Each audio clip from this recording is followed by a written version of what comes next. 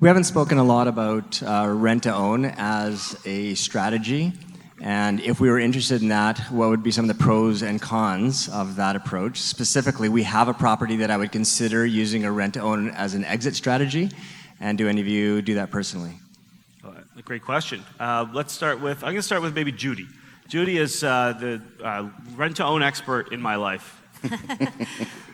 Well, for me, it depends on how you're going to use the rent-to-own. Because if I were having a rent-to-own, I would sandwich it. I would buy the property, and it's a good strategy to get properties into your portfolio as well as to get properties out of your portfolio. So to get it into your portfolio, I could maybe go to Dale and buy his property and say, I'd like your property, and I'll pay you this amount for it. And although I'm not going to live in it, I may put another tenant in it. Now I've gained control of Dale's property, and I've got a tenant in there, and they're renting it, and they're doing whatever, and it buys me time to go qualify for that property, perhaps. So it's a really good strategy to buy properties is rent to own from other people and then put other tenants in it. As an exit strategy, it's really good. The benefit of it is that you typically get more rent. So you break out the rent, though. You have to have your rent portion and then your option portion. And the option is really a contribution towards the down payment. When you're looking at buying a property and you have a rent-to-own tenant, one of the advantages as well is they come up with a deposit.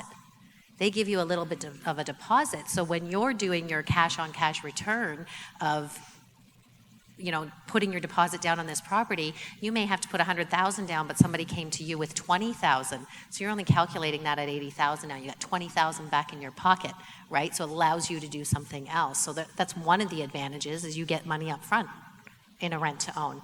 As an exit strategy, it's great because you know what you're going to do at that time, and you can time it around your mortgage so that you don't have penalties and things like that. I've got a mortgage that's renewing in 3 years. Maybe I want to exit out of this one, put a rent-to-own tenant in it, and now you've saved yourself.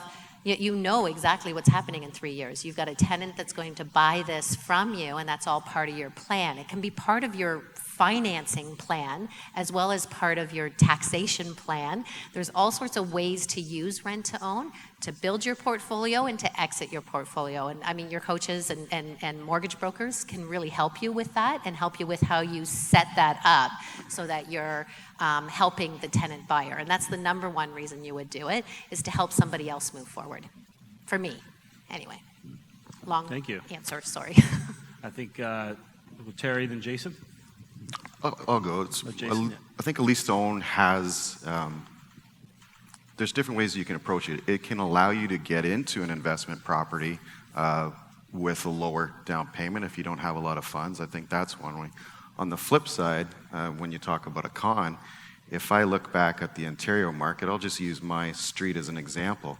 If you had entered into a lease-to-own agreement with a tenant buyer in, say, 2014 to a 3-year lease agreement, the market peaked in 2017. If you had put in a passive appreciation agreed on a purchase price of, say, 5% per year, well, in 1 year, the market in Kitchener jumped 25%. 2 homes on my street went $100,000 over list price and $120,000 lower list price. So if the buyer at that time had exercised that option, you left $100,000 on the table. So that would be a caution, I guess. Okay, so at the risk of violating a non-disclosure agreement that I signed about a month ago with a law firm, I'm going to say this.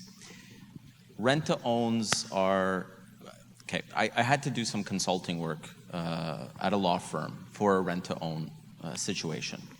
And law firms kind of approach me for all kinds of weird things like this, and I do consulting work. And there was just, as of this week, based on these lawsuits that went on, there was some jurisprudence that was actually set with rent-to-owns. What I will say is this. When you're looking at the US market, that's one animal. When you look at Canada, that's a different animal. When you look at Quebec, different animal. We're a distinct society, right? In Quebec, it's who we are. The thing that you need to remember, if you ever engage in a rent-to-own, if you want to make sure that you're safe and you're protected, first of all, you got to make sure that everything is documented and everything is good. It's got to be a win-win on all sides. This situation that I basically had to do consulting work on, it was a very one-sided agreement that was made, and it was the owner of the property that basically really took advantage of some people, and it just caused a huge disaster. Okay, they tried to take equity. It was a whole nightmare. Anyways, the point is that whatever you set up, you got to make sure that every I is dotted, every T is crossed. You have to remember, in Canada we have OSFI, right? So OSFI is the Office of the Superintendent of Financial Institutions, which makes sure that there's no money laundering going on in Canada. It makes sure that there's all these rules and regulations. So when someone is actually paying you a rent to live there, and a part of their down payment is being built up with that rent, you got to make sure that that money is being put away somewhere so that eventually they are able to buy this property from you. Because the challenge that has come up is people will go into a rent-to-own situation because they heard about it in the States or whatnot, and they've set it up completely wrong, something that's completely not the way that the Canadian market would handle it. And then all of a sudden, the bank doesn't recognize the down payment. They're going to look at it and they're going to say, well, that's great, he paid a rent. He didn't save up any money here. No, the part of it is there's no proof. So you got to make sure that there's checkpoints and proofs all along the way. Whenever you get into an agreement like this, you got to make sure that you're consulting a lawyer. You got to make sure that the contracts that you actually set up are mutually beneficial between the two parties, because with the precedents that just was set, there's going to be a lot of issues that potentially can come up. And as I was actually driving up on Thursday is when we actually got the call from the lawyers and they said, we won our case. So it's important. Just make sure all your I's are dotted, all your T's are crossed, but it's a fantastic program. I mean, you can buy a lot of properties with it, and you can do a lot of good, but you just got to make sure that your contracts are mutually beneficial to both sides. Thank you. Amanda. Yeah, actually, I have quite a bit of experience being the property manager for a lot of rent-to-own properties, and a great deal of the portfolio I used to look after happened to be lease-to-own properties. So because your question was the pros and the cons, I think the pros are very obvious to the lease option strategy, as Judy was saying, to start building your portfolio, also a great way to exit the portfolio. You get the option fee up front. More times than not, you're getting a higher than market rent. But what I'm going to focus on is the tenant qualification piece. When you're engaging in this relationship with a tenant buyer, this is somebody who may not be coming from a great financial situation. And you mentioned as well, Terry, that the win-win is extremely important.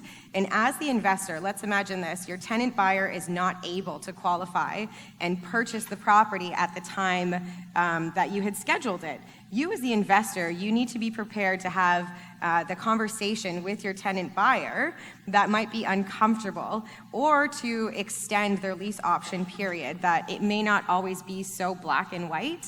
I've also experienced situations where I have evicted people from a lease-to-own situation, that they're not able to pay the rent because they're paying higher than average rent as well, and they might have just given you all of their savings when they paid you that option fee. It seems very exciting for them up at the beginning.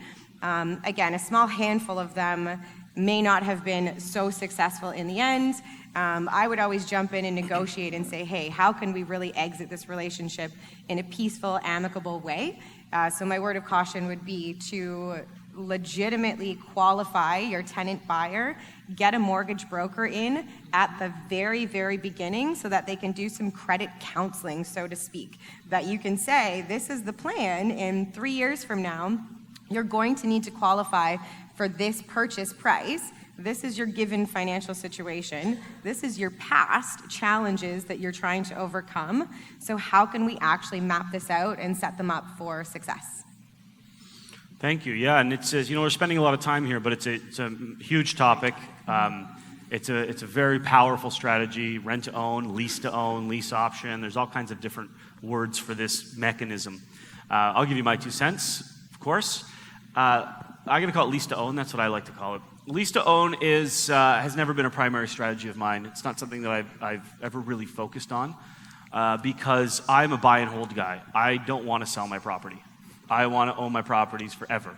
Or if I do sell them, I want to sell them strategically to shift some capital into private lending or private equity. So I ran my first 10 years of my business saying I don't want to sell anything, and every lease to own I did, it would be sold at the end. So I would have to go buy another property. So that's why it's never been a primary focus. However, there's some situations where it is the best, is a fantastic way to invest, not only when the market's hot or at the top, like I talked about on Friday, because you would set a purchase price as if the market was continuing to go up, but the primary reason, so why would you do this? Let's be strategic. I'll go strategic for a second. Why would you do lease to own, rent to own? To retain good tenants is the number one reason I would say you would do it from an investor side, and to help people buy a home that would never be able to buy a home otherwise. Somebody's in a bad situation. They can't qualify today. So you're essentially qualifying for them. You're buying a house, buying the property for them, and with say a 3-year plan for them to be qualified within 3 years, and them to then to get financing at a predetermined price and buy the house from you. That's generally how the mechanism overview works. So Amanda's absolutely right. You buy the property. Day one is credit counseling. It's how are we going to build this 36-month plan to get you qualified in 36 months? Because if they don't get qualified, they're not buying the property off of you. And in the meantime, they have skin in the game. They usually have an option payment or some sort of down payment, so that they are now better tenants. They have the pride of ownership. They do the mulch. They don't smoke in the house or things that you wouldn't want your tenants doing. They feel like owners. You treat them like owners. I would always say, man, your house looks great. Always. I even say to my tenants, by the way, your house looks great. It's always your house, not my house. But certainly with lease-to-own tenants, your house looks great. You've done a great job with your house. A lot of pride of ownership. You retain tenants. In times where the market might go down or supply dries up with the rental market, you have tenants where other people don't. To me, that's the main advantage of going with a lease to own. I've done it a lot in the U.S. So my strategy in the U.S., so the second reason I would use lease to own is inherited tenants. Inherited tenants. So I did this often in the U.S. 2009, 2010. I would go to the auctions, buy portfolios, buy properties for $8,000 to $15,000. If I bought 10 or 15 or 20 of them, I could get it for like $200,000. I could get these properties for $10,000 each. Now they're $10,000 each because there's some problems. So I would go in and I would assess the situation. I never stepped foot in an auction house, by the way, and bought and sold many, many properties. This was all virtually. So once you have a system that you can follow, you can do it virtually. This doesn't work today because the U.S. was in a different position back then. But the point is, I would work with the tenant and I would say, let's set this up as, in the U.S., they call it a land contract in most places. So in Ohio and Georgia and these places, that would be a land contract. And essentially, I'd be the bank and they would be paying me a monthly payment, which is their rent, and with a balloon payment at the end when they qualify for financing. So it was a great way to get inherited tenants and not have them destroy the place or leave on me. I had no oversight, so it was a way that it was managed oversight because they had pride of ownership. So to me, that's the context or the strategy around the lease to own, because it all starts with why would I use this before how do I use this, right? Is this the right strategy for me? And then we'll get into the details. And you get on the phone with any of your coaches, they will walk through the details of the lease to own to the last letter, and they will help you set it up absolutely. That's the more strategic part for me. So that's my 2 cents on my $2 on lease to own. Thank you. Great question. Thank you.